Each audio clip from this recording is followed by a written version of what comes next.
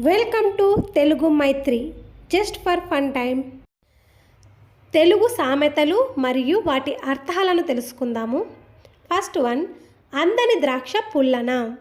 దీని అర్థం మనకు దొరకని ఏ వస్తువులోనైనా కానీ లోపాన్ని ఎంచడం. గోరు చుట్టు మీద రోకలిపోటు అంటే దీని అర్థం కష్టాల్లో ఉన్న వ్యక్తులకు మరీ అడిషనల్గా కష్టాలు వచ్చి మీద పడినప్పుడు ఈ సామెతను ఉపయోగిస్తారు. దీనికే ఇంకొక ఎగ్జాంపుల్, మూలిగే నక్క మీద తాటికాయ పడ్డట్లు. ఎంత చెట్టుకు అంత గాలి.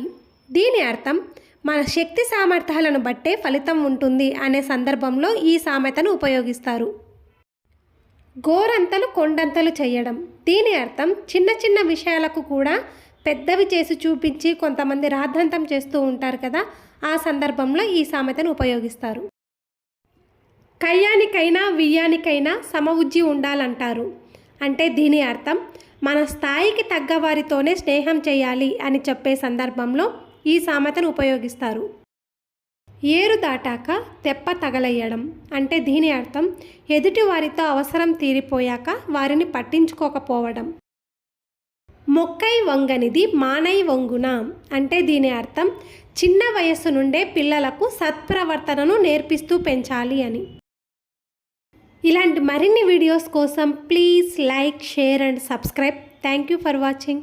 ఈ వీడియో మీకు నచ్చినట్టయితే ప్లీజ్ లైక్ దిస్ వీడియో.